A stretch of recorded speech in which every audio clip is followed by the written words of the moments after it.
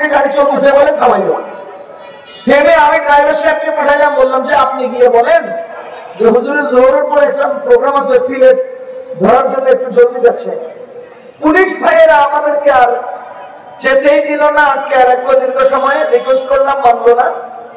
কিছুক্ষণের মধ্যে আরো একটা গাড়ি আমার দৃষ্টিতে আরো জোরে চলে আসছে, তাকেও থামাইল।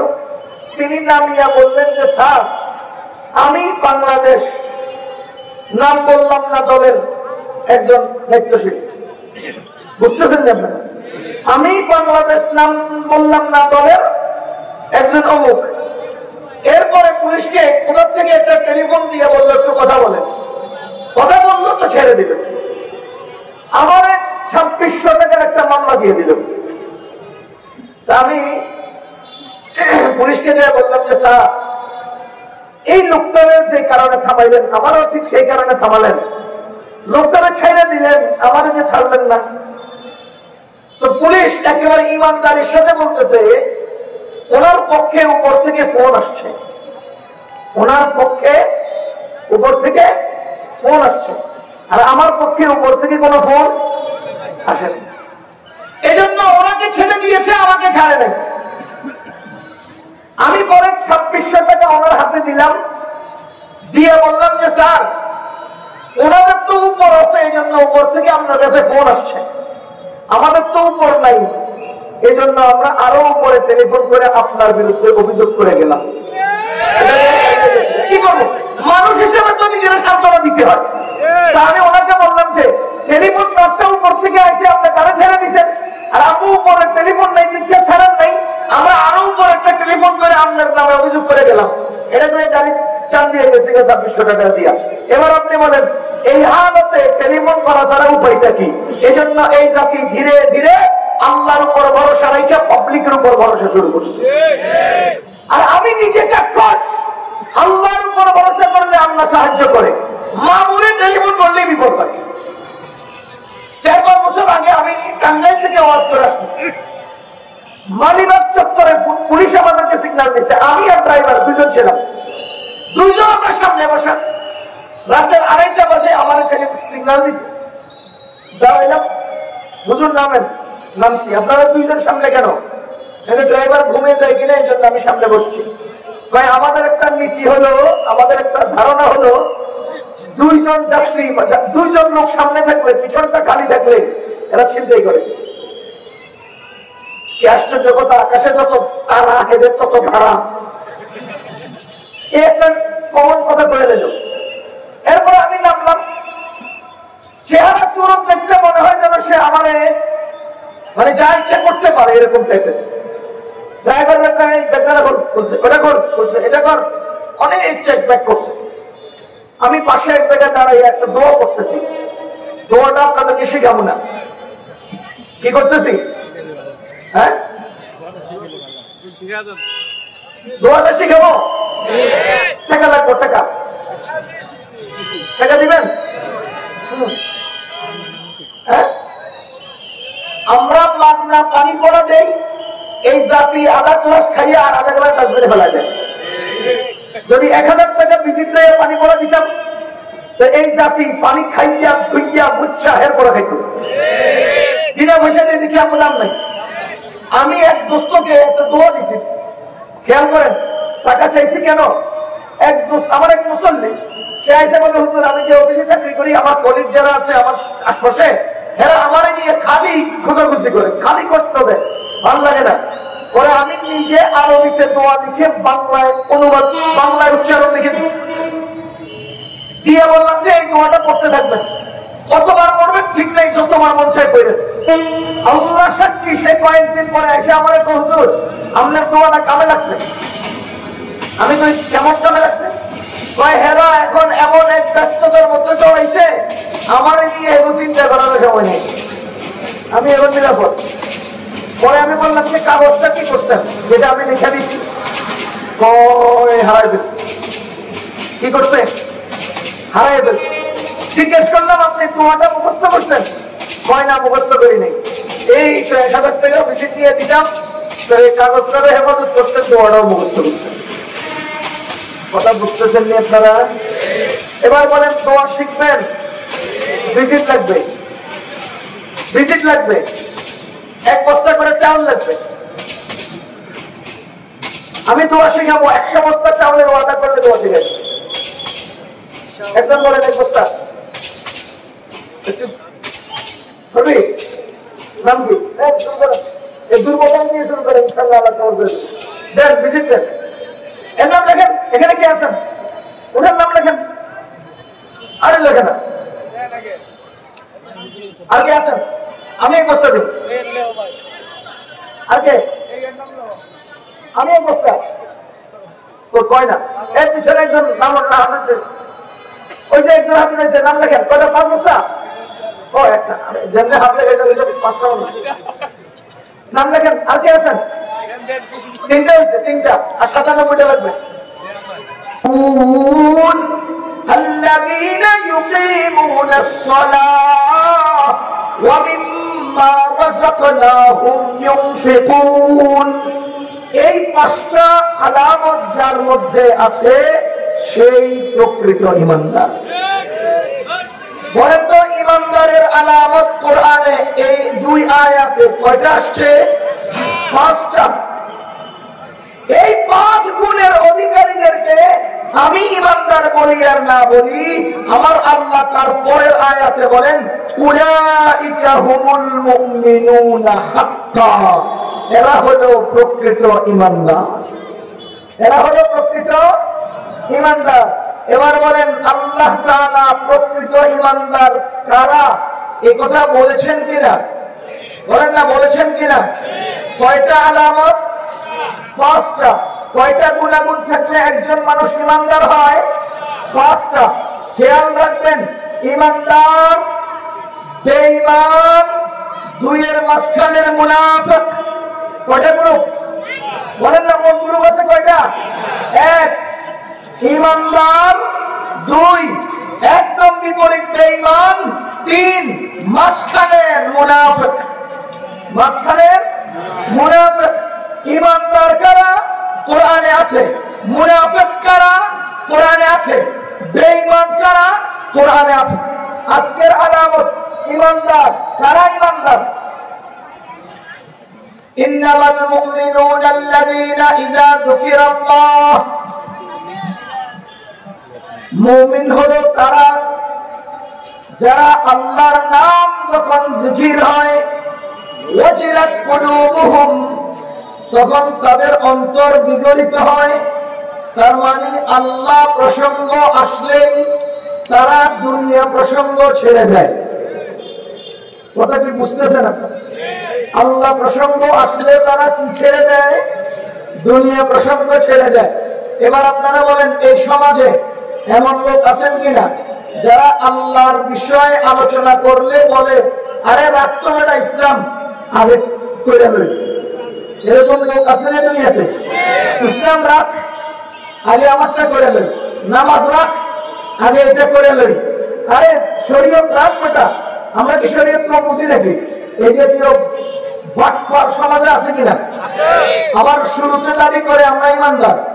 ইন্নামাল মুমিনুনা আল্লাযীনা ইযা যুকিরাল্লাহ ওয়াজিলাত কুলুবুহুম।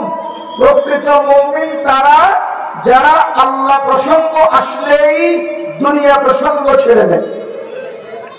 কথা বুঝতেছেন না আপনারা? মুসলমান সমাজে এমন অগণিত লোক আছে যারা আল্লাহ প্রসঙ্গ আসলে দুনিয়া প্রসঙ্গকে অগ্রসর করে। আল্লাহর বিষয়গুলো তাদের সামনে আসলে তারা আল্লাহ এবং শরীয়তের বিষয়গুলোকে পিছনে ফেলে নিজেদের বিষয়কে সামনে আনে। এরা যতই দাবি করুক ঈমানদার হতে পারে না। আমি একটা একটা উদাহরণ দিলে বুঝবেন। হযরত আব্দুল্লাহ ইবনে মুবারক রাহিমাহুল্লাহ, কি নাম? আব্দুল্লাহ ইবনে মুবারক রাহমাতুল্লাহ আলাইহির যুগে একজন ব্যক্তি ছিলেন কামার, লোহার কাজ করতেন। তো আব্দুল্লাহ ইবনে মুবারক রাহমাতুল্লাহ আলাইহির ইন্তেকালের পর একজন স্বপ্নে দেখে ওনাকে জিজ্ঞেস করে আল্লাহ আপনার সাথে কি আচরণ করছেন? আব্দুল্লাহ ইবনে মুবারক রাহমাতুল্লাহ আলাইহি বলেন আমার সাথে তো আল্লাহ তাআলা আমার মতো করে মুআমালা করছেন, কিন্তু আমার প্রতিবেশী একজন কামার ছিল, এক দৃষ্টিতে সে আমার চেয়ে অগ্রসর হয়ে গেছে। আব্দুল্লাহ ইবনে মুবারক রাহমাতুল্লাহ আলাইহি এমন একজন ব্যক্তি ছিলেন যিনি 5 লক্ষ হাদিসের হাফেজ ছিলেন। আব্দুল্লাহ ইবনে মুবারক রাহমাতুল্লাহ আলাইহি কত লক্ষ হাদিসের হাফেজ ছিলেন? 86 নামক কিতাবের মধ্যে ইমাম তিরমিজি রাহমাতুল্লাহ আলাইহি খুব কট্টর একজন ইমাম ছিলেন, কারো নাম সহজে নিতেন না। কিন্তু আব্দুল্লাহ ইবনে মুবারক এত বড় ব্যক্তি ছিলেন যে ইমাম তিরমিজি শরীফে ওনার নাম উল্লেখ করছেন। আব্দুল্লাহ ইবনে মুবারক রাহমাতুল্লাহ আলাইহির ইতিহাস বললে অনেক সময় লাগবে। আমাদের জিন্দেগীর কিছু চেতনা এই সকল বড় ব্যক্তিদের জীবনী থেকে আমরা পাই। একটা ছোট্ট গল্প বললে বুঝবেন। এক ইহুদির বাড়ি ছিল আব্দুল্লাহ ইবনে মুবারকের বাড়ির পাশে, একেবারে লাগোয়া। তো ইহুদি তার বাড়ি বিক্রি করবে, এটা বাজারে দর হাঁকাইছে 4000 টাকা। তো ক্রেতা এসে বলতেছে কি মিয়া, বর্তমান মার্কেটে এই বাড়ির দাম হলো 2000, তুমি 4000 চাও কেন? ওই ইহুদি বিক্রেতা বলতেছে যে বাড়ির প্রকৃত দাম 2000, কিন্তু আব্দুল্লাহ ইবনে মুবারকের প্রতিবেশী হওয়ার পজিশনের দাম আরো 2000। আপনারা কি আমার কথা বুঝতেছেন? এবার বলেন আব্দুল্লাহ ইবনে মুবারক কি ছিলেন? যিনি রাত্রে তাহাজ্জুদ পড়া শুরু করতেন তো ফজরের আযান পর্যন্ত ছাদের উপরে তাহাজ্জুদ পড়তেন। যিনি এমন ভাবে নামাজ পড়তেন যে তার মাথার উপরে পাখি এসে বসতো, পাখি বুঝতো না যে এটা মানুষ। এরকম ইতিহাস খন্ড কয়েকটা বললাম। এই আব্দুল্লাহ ইবনে মুবারক রাহমাতুল্লাহ আলাইহির চেয়ে নিকটবর্তী প্রতিবেশী একজন কামারের দাম একদিক থেকে বেড়ে গেল। এখন যে লোকে স্বপ্ন দেখছে ওনার মনের মধ্যে প্রশ্ন না, জামানার আব্দুল্লাহ ইবনে মুবারকের চেয়ে কামার কেমনে অগ্রসর হয়? তো তার বাড়িতে গিয়ে খবর নিলেন যে এক মহিলা আছেন, ওই লোকটা তো মারা গেছে। মহিলাকে খবর নিছে যে আপনার স্বামী কি করতেন যে জামানার আব্দুল্লাহ ইবনে মুবারকের উপর উঠে গেছে। ওই মহিলা তদন্ত করে বললেন যে আমার স্বামীর কাছে 2টা আমল ছিল আমি জানতাম। এক, আমাদের প্রতিবেশী আব্দুল্লাহ ইবনে মুবারক যখন তাহাজ্জুদ পড়তেন আমার স্বামী আফসোস করত, যদি আমার এরকম কষ্টের কাজ করা না লাগতো, অর্থ থাকতো, টাকা থাকতো, তো আমিও এইভাবে আব্দুল্লাহ ইবনে মুবারকের মতো ইবাদত করতাম। এই একটা আক্ষেপ তার ভিতরে ছিল। দ্বিতীয় নম্বর আরেকটা আমল দেখেছি, আমার স্বামী যখন লোহার উপরে পাড়ি দেওয়ার জন্য হাতুড়া উঠাতেন, যখনই আজান হতো তো ওই স্বামী হাতুড়া পিছন দিকে ছেড়ে দিতেন, দ্বিতীয়বার সামনে বাড়ি দিতেন না। আল্লাহর নামের আওয়াজ শোনার সাথে সাথে দুনিয়ার সব কাজ রেখে দিতেন, এমনকি মাথার উপরে হাতুড়া উঠাইলে আজানের শব্দ শোনার সাথে সাথে তিনি ওই হাতুড়া সামনে না নিয়ে পিছন দিকে ছেড়ে দিতেন। এরকম একটা আমল আমি আমার স্বামীকে দেখতাম। ও মুসলমান, মুফতি শফি রাহমাতুল্লাহ আলাইহি লেখেন যে এই হযরতে নায়াব আব্দুল্লাহ ইবনে মুবারকের ইবাদতের সাথে নিজের জিন্দেগীর ইবাদতের আকাঙ্ক্ষা এবং আল্লাহর নামের আওয়াজ শোনার সাথে সাথে দুনিয়া ত্যাগ করা, এই কারণে আল্লাহ তাআলা এক দৃষ্টিতে জামানার আব্দুল্লাহ ইবনে মুবারকের উপরে তার মর্যাদা উঠে দিয়েছেন। ইন্নামাল মুমিনুনা আল্লাযীনা ইযা যুকিরাল্লাহ ওয়াজিলাত কুলুবুহুম। যখন আল্লাহ প্রসঙ্গ আসে তখন দুনিয়া প্রসঙ্গ ছেড়ে দেয়, আল্লাহর দিকে ছুটে যায়। ওটা বুঝতেছেন আপনারা? ওয়াইযা তুলিয়াত আলাইহিম আয়াতুহু যাদাতুহুম ঈমানা। আর যখন আল্লাহর আয়াত তাদের সামনে আলোচনা হয়, যখন আল্লাহ তাআলার আয়াত তাদের সামনে আলোচনা হয়, আয়াতকে আমরা দুই অর্থে ব্যবহার করতে পারি। এক নাম্বার, কোরআনের সরাসরি আয়াত যখন তাদের সামনে তেলাওয়াত হয়, ওয়াজিলাত কুলুব ওয়াজিলাত ওয়াইযা তুলিয়াত আলাইহিম আয়াতুহু যাদাতুহুম ঈমানা, তাদের ঈমান বাড়তে থাকে। দ্বিতীয় নাম্বার অর্থ করতে পারি, ওয়াইযা তুলিয়াত আলাইহিম আয়াতুহু, যখন আল্লাহর গুণগান, আল্লাহর মহত্ব, আল্লাহর সৃষ্টির রহস্য নিয়ে আলোচনা হয়, যাদাতুহুম ঈমানা, তখন তাদের ঈমান বৃদ্ধি পেতে থাকে। তাদের ঈমান কিভাবে বাড়তে থাকে? যখন আল্লাহর সৃষ্টির রহস্য দেখে তখন ঈমান বাড়ে। যখন তেলাওয়াত শুনে তখন ঈমান বৃদ্ধি পায়। এই জাতীয় লোকগুলো ঈমানদার। তার মানে আল্লাহর আয়াত সামনে আসলে তারা আয়াত বিমুখ হয় না, বরঞ্চ আয়াতের দিকে ছুটে যায়। যখন তেলাওয়াত কানে আসে তখন ফেসবুক নামে ধাক্কা দিয়ে সামনে ফেলে গান শুনে না, বরঞ্চ আয়াতটাকে শুনে। ওয়াইদা তুলিয়াত আলাইহিম আয়াতুহু। এই সমাজে বহু লোক এমন আছে যারা ফেসবুক ব্যবহার করছে, তেলাওয়াত করতে আইলে ধাক্কা দিয়ে সামনে, এরপরে আবার নিজেরটা দেখতে থাকে। এই জাতীয় লোক আছে না নাই? ও মুসলমান, যখন ইউটিউব ঘুরতে যাই তখন তেলাওয়াত শুনতে ভালো লাগে না, ওই আসিফের গান শুনতে ভালো লাগে। যখন তেলাওয়াত শুনতে ভালো লাগে না, ইন্ডিয়ার ছবি দেখতে ভালো লাগে। যেই লোকটার তেলাওয়াত শুনতে ভালো লাগে না, অন্য কিছু ভালো লাগে, এই লোকটা ঈমানের গণ্ডিতে আসতে পারে নাই। ওয়াইদা তুলিয়াত আলাইহিম আয়াতুহু। তেলাওয়াত যখন সামনে আসে যাদাতহুম ঈমানা, তেলাওয়াতের দিকে মনোযোগী হয় এবং তাদের ঈমান ধীরে ধীরে বাড়তে থাকে। এরা হলো ঈমানদার। এরা কি ঈমানদার? আল্লাহ বরত্ব আলোচনা করে তখন তাদের ঈমান বাড়ে। আল্লাহ নিজেই বলেন, الذين يذكرون الله إن في خلق السماوات والأرض واختلاف الليل والنهار لآيات لأولي الألباب। এই যে আয়াতুন আয়াতুন ইন্না ফি খালকিস সামাওয়াতি ওয়াল আরদি ওয়াখতিলাফিল লাইলি ওয়ান নাহার, দিবা-রাত্রির পরিবর্তনের মধ্যে, আল্লাহ আসমান জমিনের সৃষ্টির মধ্যে আয়াতুল লিউলিল আলবাব, যারা জ্ঞানী আছে তাদের জন্য শিক্ষা লুকানো আছে, জ্ঞান লুকানো আছে। কারা কারা? আল্লাযীনা ইয়াযকুরুনাল্লাহা কিয়ামা ওয়া কুউদা ওয়া আলা জুনুবিহিম ওয়া ইয়াতাফাক্কারুনা ফি খালকিস সামাওয়াতি ওয়াল আরদ রব্বানা মা খালাকতা হাযা বাতিলা।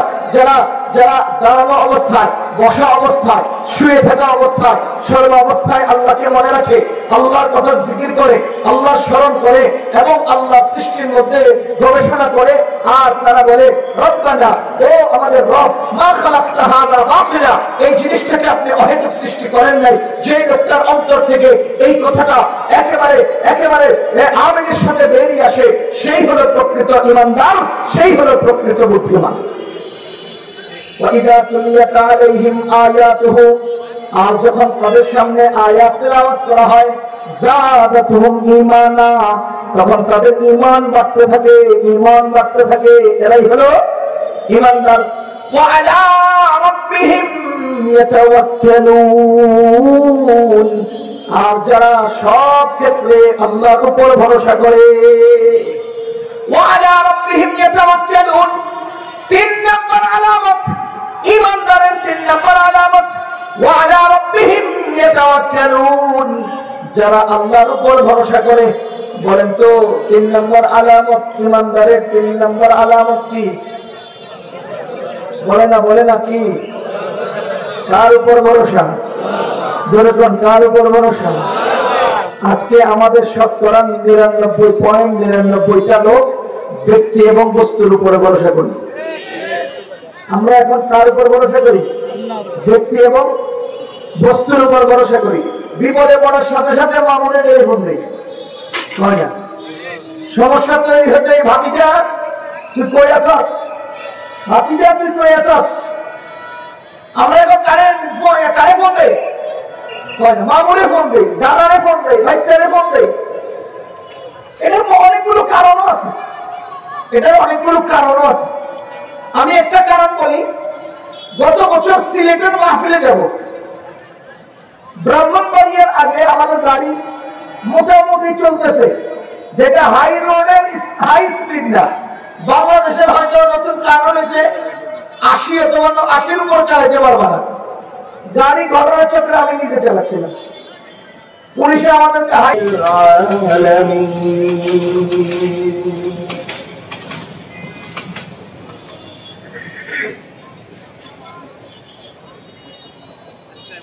पाबंदी तकदीर के पाबंदी अहकाम, पाबंदी तकदीर के पाबंदी अहकाम, ये मसला मुश्किल नहीं ऐ मर्द खिदमत,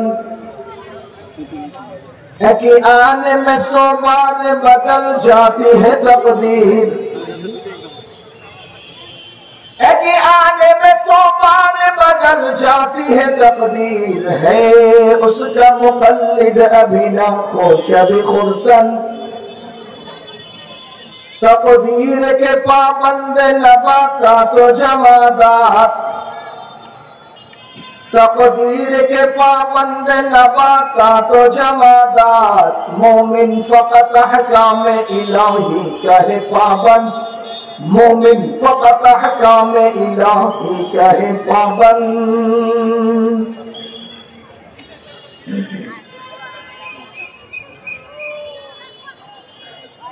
বাইতুল মুমিন মাদ্রাসা দক্ষিণ আজমপুর উত্তরা ঢাকা কর্তৃক আয়োজিত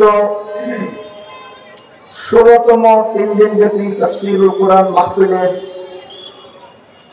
প্রথম দিনের চলমান অধিবেশনের সম্মানিত সভাপতি সাহেব, মুআজ্জাজ উলামায়ে কেরাম, মুরব্বিয়ানে আযম, যুবক ভাইরা ও বন্ধুরা, বিভিন্ন এলাকা থেকে আগত সম্মানিত মুসলমান ভাইরা, বিশেষ করে রিয়াজুল জান্নাহ জামে মসজিদের মসজিদ পরিচালনার দায়িত্বশীলগণ এবং সাধারণ মুসল্লিগণ, যাদের সাথে এক সময় আমি ওতপ্রোতভাবে জড়িত ছিলাম, আল্লাহ তাআলা সবার হায়াতে বরকত দান করুন, ঈমান ও আমলে বরকত দান করুন। সম্মানিত উপস্থিতি, মাদ্রাসার নাম বাইতুল মুমিন। আমি জিজ্ঞেস করেছিলাম কোন বিষয়ে আলোচনা করব। কোন নির্ধারিত বিষয় আমার সামনে আসেনি, এজন্য আমি মাদ্রাসার নাম থেকে আজকে আমার আলোচনার বিষয়বস্তু ঠিক করেছি। মুমিন কাকে বলে? বাইতুল মুমিন, বাইত মানে ঘর, মুমিন মানে মুমিন। বাইতুল মুমিন মানে মুমিনের ঘর। মাদ্রাসার নাম মুমিনের ঘর, তার মানে ওখানে যারা সামন পেছন ডান বাম ভেতর সব মুমিন, সবাই কি মুমিন। এখন আমরাও মুমিন কাকে বলে এটার একটু আলামত জানি, মুমিন কাকে বলে এটার একটু পরিচয় জানি। মুমিন কারা, কাদেরকে মুমিন বলে? আজকে আমার আলোচনা দ্বারা আমি কথা স্পষ্ট করার চেষ্টা করব কোরআনে বর্ণিত মুমিন কারা। আমাদের অনেকের দাবি চোর হলে কি হবে, ঈমান ঠিক আছে। এই জাতীয় দাবি দ্বারা কেউ ঈমানদার হবে কিনা? লোকটা খুব ভালো, অনেক দয়ালু, দানবীর, বহু মানুষের সাহায্য করে, সহযোগিতা করে, সমাজের দুস্থ অসহায় মহিলাদের খুব বেশি উপকার করে। আপনার কি মনে করেন লোকটা অনেক ভালো না? এই লোক 12 জন মেয়েকে বিয়ে করে 12টা ঘর করে দিয়েছে, খুব ভালো। এবার বলে, তাহলে বুঝা গেল দানবীর হওয়ার জন্যও লাইন লাগে, বেলাইনে দানবীর হওয়া যায় না। অন্যের উপকার করার জন্য লাইন লাগে, বেলাইনে অন্যের উপকার করা যায় না। সেই লোকের কাছে 1000 কোটি টাকা আছে, এই জন্য সে 12টা মেয়েকে বিয়ে করে 12টা ঘর করে দিতে পারবে না। তার জন্য বিয়ের লিমিটেড আছে, 4-এর অধিক বিয়ে করা যাবে না। সুতরাং 4-এর অধিক বিয়ে করে যদি ঘর করে দেয়, এটা ইসলাম হবে না, এটা আল্লাহর পক্ষ থেকে প্রকৃত দানবীর হবে না। এজন্য আপনারা অনেক সময় দেখবেন যে পরিচয় দেয়, আমরা কি কম ইমানদার নাকি? প্রতিদিন 70-80 রাকাত নফল নামাজ পড়ি, আরো কত কিছু করি, কত কিছু উল্টায় ফেলাই, আমরা ইমানদার। আল্লাহ কাকে ইমানদার বলছেন সেটাই আমাদের দেখার বিষয়। কথা বুঝতেছেন? তাহলে আজকে আমরা আলোচনা করব মুমিন কারা, ইমানদার কারা। এটার মূল আলোচনার আগে আমি সহজ একটা কথা বলি। বর্তমান পৃথিবীতে ইমানদারের চেয়ে ইমানের দাবিদার বেশি। বলেন, ইমানদার বেশি না ইমানের দাবিদার বেশি? ইমানদার কাকে বলে আর ইমানের দাবিদার কাকে বলে? এটা বুঝার জন্য জমিদার বুঝেন। যে লোক জমিনের মালিক তাকে বলে জমিদার, যে লোক জমিনের মালিক তাকে বলে জমিদার। আর আপনার কেনা জমিনে আপনি দাঁড়িয়ে বললেন আমি এই জমিনের মালিক, আপনি জমিদার। পক্ষান্তরে আপনার কেনা জমিনে অন্য কেউ এসে দাঁড়িয়ে বলে এই জমিন আমার, তাকে বলে জমিনের দাবিদার। এই জমিনটা অন্যের, সে কি কয় না দাবিদার। বর্তমান পৃথিবীতে ইমানের মালিক ইমানদারের অভাব, ইমানের গণ্ডিতে শুধু নিজেকে ইমানদার দাবি করার লোকের অভাব নাই। এবার বলেন তো, দুনিয়াতে ইমানদার বেশি না ইমানের দাবিদার বেশি? এই ইমানের দাবিদারদের চরিত্র আর চিত্র তুলে ধরতে গেলে আপনাদের অনেকের গায়ে লাগবে। এজন্য চিত্রগুলো তুলে আনা যাবে না, কারণ চাকরি থাকবে না। জমানা খারাপ। জমানা কি কথা কয় না? জমানা কোন খারাপ কোন জায়গায় গিয়ে ঠেকছে জানেন? বাংলাদেশের শিক্ষা সিলেবাস নির্ণয় করে ইন্ডিয়ায়, আর ওখান থেকে বই পুস্তক ছাপাইয়ে দেশের মানুষদেরকে জবরদস্তি ছাপাইয়া দেয় যে তুই বেটা, মনে মনে কবি বেটি, তুই বেটি হয়ে যাবি। মনে মনে কি কয় বেটি, সে কি হয়ে গেল? বেটি হয়ে গেল। অমিয়া বেটাই যদি বেটি মনে করলে সে বেটি হয়ে যায়, বেটি যদি বেটা মনে করলে সে বেটা হয়ে যায়। তাহলে সেই মনে এটা করে, সেই মনের চিকিৎসা দরকার আছে না নাই? এই গাধাগুলো যে গাধা, এটাও গাধাগুলো বুঝতেছে না। গাধায় যে গাধা, এটাও গাধা না, বুঝে না। ট্রান্সজেন্ডার নাম দিয়ে যেই হারে আমাদের শিক্ষা সিলেবাসটাকে নষ্ট করেছ, আমাদের ছোট্ট ছোট্ট ছাত্রদের দিল দিমাগকে নষ্ট করছো। আমি তোমাদেরকে অনুরোধ করছি, মানুষের সন্তান হয়ে থাকলে, মুসলমান যদি দাবি করে থাকো, মুসলমান ইঞ্চি জমিনে যদি বসবাস করো, তো আমাদের স্কুল কলেজের এই সিলেবাসকে বাতিল করে সুন্দর সিলেবাস নির্ণয় করো। ও মুসলমান, জমানা খারাপ, মানুষের রুচি নষ্ট হয়ে গেছে। হাঁটুর উপরে কাপড় পরলে হ্যাঁ বাবু, হাঁটুর নিচে টাকনুর উপরে কাপড় পরলে হ্যাঁ ওর, টাকনুর নিচে কাপড় পরলে হ্যাঁ বাবু। তাহলে উলঙ্গ হলেও বাবু, টাকনুর নিচে গেলেও বাবু, সুন্নতি রাখলে ওর। রুচি নষ্ট হয়ে গেছে, বলে বলে রুচি নষ্ট হয়ে গেছে। একজন মানুষের সাথে কারো পা লাগলে কি করেন? সালাম করেন। তাহলে পা লাগলে সালাম করেন, ওই পা যদি মাথায় লাগে কি করেন? আমাদের দেমাগে নষ্ট হয়েছে যে ফুটবল খেলছেন পায়ে লাঠি দেন, ওই ফুটবল রে কেউ হেড দিলে বাহবা, হাতে লাগলে প্লান্টিক। কিরিমিয়া হাতে লাগলে এরা বাহবা দিতে, মাথায় লাগলে প্লান্টিক, কারণ পা মাথায় লাগলে অনলাইন মনে করা হয়। রুচি নষ্ট হয়ে গেছে। দেশের সব মানুষগুলোর রুচি নষ্ট হয়ে গেছে। রুচি যে নষ্ট হয়েছে এটা আরেকটি আলামত। এটা এই চত্বরটারে কি করে? বটতলা। আপনারা বটতলা একদিন আসরের পরে একটু থুতু ফেলবেন, লম্বা একটা লাঠি দিবেন, নিয়ে আপনার থুতুটাকে আপনি এভাবে নাড়াচাড়া শুরু করবেন। তো দেখবেন রিক্সাওয়ালা রিক্সা রেখে, যাত্রী যাত্রী, তারপর রেখা দোকানদার দোকান রেখে, আপনি যে নাড়াচাড়া করতেছেন কি এটা দেখার জন্য তিন জোড়া দেখে, চার জোড়া দেখে, সবাই দেখে, ট্রাক্টর মাথার উপর দিয়া প্রাইভেট কারওয়ালা গাড়ি থামাইয়া মসজিদের ইমাম সাহেব নামাজ পড়িয়া ও কি দেখতে আসে ওয়াক্ত দেমাগ নষ্ট হয়ে গেছে।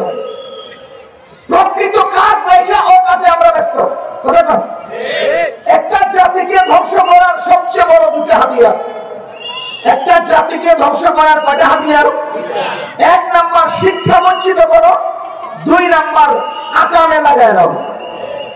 এক নাম্বার সত্যিকারের শিক্ষা থেকে তাদেরকে দূরে সরিয়ে দাও, দুই নাম্বার আকামের দোকানদারিতে জড়ায় দাও।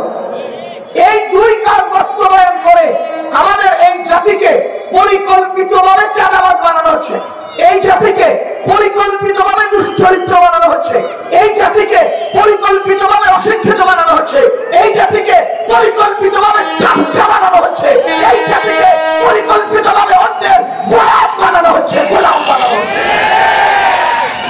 পরিকল্পিতভাবে সব তৈরি করা হচ্ছে। আল্লাহ এই জাতির হেফাজত করেন। সবাই জন্য বলেন আমিন। যাহা হোক, আমার আলোচনার বিষয়ে মুমিন কারা? ইমানদারের চেয়ে ইমানের দাবিদার বেশি। ইমানদার কারা? সূরা আনফালের 2 নম্বর আয়াতে আল্লাহ তাআলা ইমানদারের পরিচয় বলেন, ইন্নামাল মুমিনুনা আল্লাযীনা ইযা যুকিরাল্লাহ ওয়াজিলাত কুলুবুহুম وإذا تليت عليهم آياته زادتهم إيمانا وعلى ربهم يتوكلون